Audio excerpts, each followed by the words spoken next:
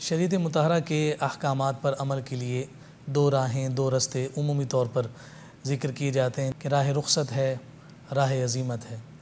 असल इम्तिहान और असल जो आजमाइश और असल जो इब्तिला है उसका लिंक और उसका ताल्लुक़ राह अज़ीमत के साथ है। चूँकि राह अज़ीमत ऐसी है कि जिस वक्त ऑप्शन तो मौजूद होता है लेकिन अपने आप को अमर करने के लिए अपने आप को जबर पर कायम करना होता है और वो राह अज़ीमत पर चल कर ही होता है।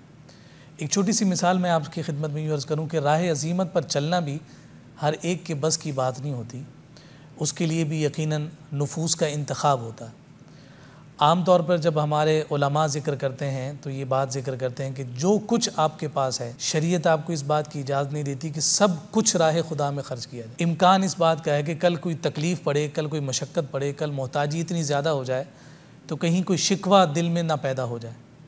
लेकिन हम ये देखते हैं कि इमामुल अंबिया सल्लल्लाहु अलैहि वसल्लम की बारगाह में एक हस्ती अपने घर का सारा माल लेकर आ रही हैं और हुज़ूर अलैहिस्सलाम के कदमों पर निछावर कर रही हैं। यहाँ तक कि लिबास भी उतार कर टाट पहन लिया है और कांटों के ज़रिए से उसे पेवस करके रोक लिया है जिस्म पर। और हुज़ूर उनसे पूछ रहे हैं कि घर वालों के लिए कुछ छोड़ा है? तो जवाब में वो हस्ती जिसे हम सिद्दीक़ अकबर कहते हैं, जो अबू बकर कहलाते हैं, जो हुज़ूर नबी रहमत सल्लल्लाहु अलैहि वसल्लम के नाइब हुए, हुज़ूर अलैहिस्सलाम से कह रहे हैं या रसूल अल्लाह, मेरे लिए अल्लाह और उसका रसूल ही काफ़ी। हुज़ूर ने सारा माल एक्सेप्ट भी किया।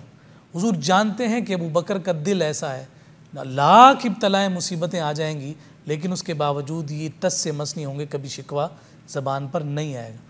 और नुफूस भी लेकर आए लेकिन हुज़ूर उनको उनका कुछ माल वापस दे दिया करते थे, लेकिन सिद्दीक़ अकबर का नहीं दिया। ये इंतखाब है कि ये हस्ती इतनी जामे हो चुकी है कि यहाँ शिकवे का सवाल ही नहीं।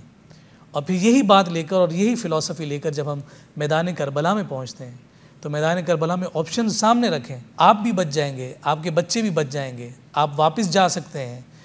काम सिर्फ इतना करना है कि आप हाथ में हाथ दे दें, बैत कर लें।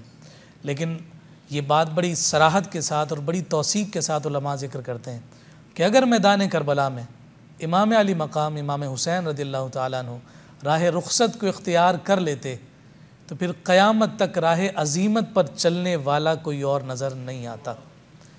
इसलिए आपने राह अज़ीमत के एक ऐसे बाब को खोला कि मुसलमान तो मुसलमान, रूए ज़मीन पर बसने वाला हर इंसान जिस हस्ती को अपने लिए मिशल राह बना रहा है, जिसका किरदार उसके सामने एक हिदायत का नूर बनकर सामने उभरते हुए नज़र आ रहा है, वो किरदार हुसैन है।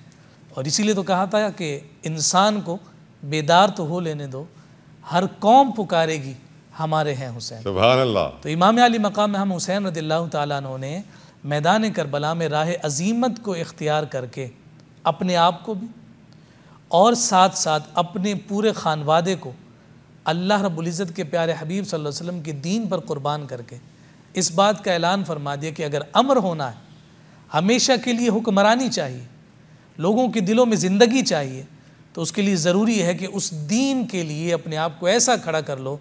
लोग तो ये कहें कि ये ख़त्म हो गए, लेकिन ख़त्म होने का नाम नहीं लेते। कल भी हुसैन ज़िंदा थे, आज भी हुसैन ज़िंदा हैं। क़यामत तक का आने वाला हर इंसान इमाम अली मकाम हुसैन की मोहब्बत को अपने दिल में जगह देकर अपने आप को ज़िंदगी अता कर।